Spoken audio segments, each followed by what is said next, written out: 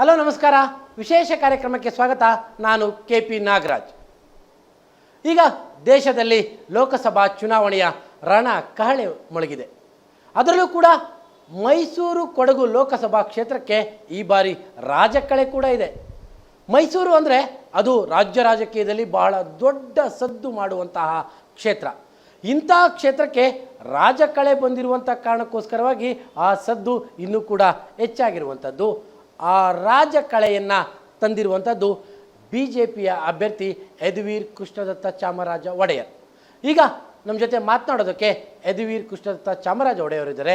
ಅವರ ಜೊತೆಗಿನ ವಿಶೇಷ ಕಾರ್ಯಕ್ರಮವೇ ರಾಜರ ಮಾತು. ಸರ್, ವಿಶೇಷ ಕಾರ್ಯಕ್ರಮಕ್ಕೆ ನಮಗೆ ಸ್ವಾಗತ. ನಮಸ್ಕಾರ KP.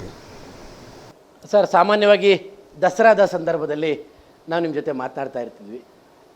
ಆಗ ಅದೊಂಥರ ಸಂಪ್ರದಾಯ ಅನ್ನೋ ರೀತಿಯಲ್ಲಿ ಕೊನೆಯದೊಂದು ಪ್ರಶ್ನೆ ಇರ್ತಿತ್ತು ನಮ್ಮದು, ರಾಜಕಾರಣಕ್ಕೆ ಬರ್ತೀರಾ ಅಂತ ಕೇಳ್ತಾ ಇದ್ವಿ. ನೀವು ಆ ಥರದೊಂದು ಆಸಕ್ತಿ ಇಲ್ಲ ಅಂತಿದ್ರಿ. ಏನೀಗ ದಿಢೀರ್ನೆ ಈ ಥರದ ಒಂದು ನಿಮ್ಮ ಬದುಕಿಗೆ ನೀವೇ ಕೊಟ್ಕೊಂಡ ತಿರುವು ಏನು? ಇಲ್ಲ, ದಿಢೀರ್ನಂಥದ್ದಿಲ್ಲ.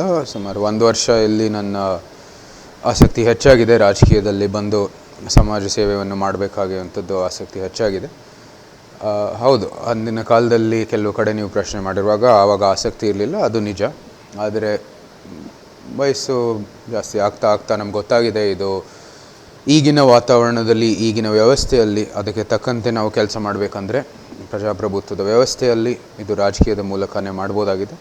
ನೀತಿ ನಿಯಮಗಳ ಮೂಲಕನೇ ದೊಡ್ಡ ಬದಲಾವಣೆಗಳು ಬರ್ಬೋದು. ಸೊ ಅದರ ಬದಲಾವಣೆಯೊಂದಿಗೆ ಸಮಾಜದಲ್ಲಿ ಒಂದು ಬದಲಾವಣೆ ಬರುತ್ತೆ. ಅದರಲ್ಲಿ ಒಂದು ಹೊಸ ನೀತಿಗಳು ಅಥವಾ ನಿಯಮಗಳನ್ನು ಜಾರಿ ಮಾಡಬೇಕಂದ್ರೆ ಅದು ಬರೀ ರಾಜಕೀಯದ ಮೂಲಕ ಮಾಡ್ಬೋದು, ಅಧಿಕಾರ ಜೊತೆಗೆ. ಸೊ ಆ ಒಂದು ನಿಟ್ಟಿನಲ್ಲಿ ನಾವು ಈ ಅಖಾಡಕ್ಕೆ ಇಳಿದಿದ್ದೀವಿ. ಮತ್ತು ಇದು ಒಂದು ಸುಮಾರು ವರ್ಷದ ಪ್ರೋಸೆಸ್ಸು. ನಾವು ಸಾರ್ವಜನಿಕ ಜೀವನದಲ್ಲಿ ಸಂಪೂರ್ಣವಾಗಿ ಅದರಲ್ಲಿ ಇಲ್ಲದೇ ಇದ್ದರೂ ಕೂಡ ಸಮಾಜಮುಖಿ ಕೆಲಸವನ್ನು ಮಾಡ್ತಾಯಿದ್ವಿ. ಮೈಸೂರಿನ ಅನೇಕ ಸಮಾಜ ಸೇವೆ ಸಂಸ್ಥೆಗಳನ್ನು ನಾವೇ ಕೆಲವು ಪ್ರಾರಂಭ ಮಾಡಿತ್ತು. ಅರಮನೆಗೆ ಸಂಬಂಧಪಟ್ಟಿರುವ ಕೆಲವು ಸಂಸ್ಥೆಗಳಿತ್ತು.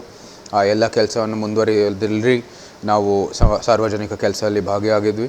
ಅದರ ಜೊತೆಗೆ ಸೈಬರ್ ಭದ್ರತೆ ಪ್ರೋಗ್ರಾಮ್ ಇರ್ಬೋದು, ಅದರದ್ದು ಕೂಡ ಕೆಲವು ಪಬ್ಲಿಕಲ್ಲೇ ಲೈಫಲ್ಲಿ ಮಾಡಬೇಕಾಗಿರುವಂಥದ್ದು ಕೆಲವು ಕಾರ್ಯಕ್ರಮಗಳಿತ್ತು. ಸೊ ಇದೆಲ್ಲ ನಮಗೆ ಒಂದು ರೀತಿಯ ಸಾಫ್ಟ್ ಅನುಭವ ಆಯಿತು, ಅಂದರೆ ಸಾಫ್ಟ್ ಫೀಲ್ ಥರ ಆಯಿತು. ಅದರಿಂದ ಇವತ್ತು ನಿಜವಾದ ಸಾರ್ವಜನಿಕ ಜೀವನಕ್ಕೆ ಬಂದಿದ್ದೀವಿ. ಇದರೊಂದಿಗೆ ಎಲ್ಲ ಕೆಲಸವನ್ನು ಯಶಸ್ವಿ ಆಗುತ್ತೆ ಅಂತ ವಿಶ್ವಾಸ ಇದೆ.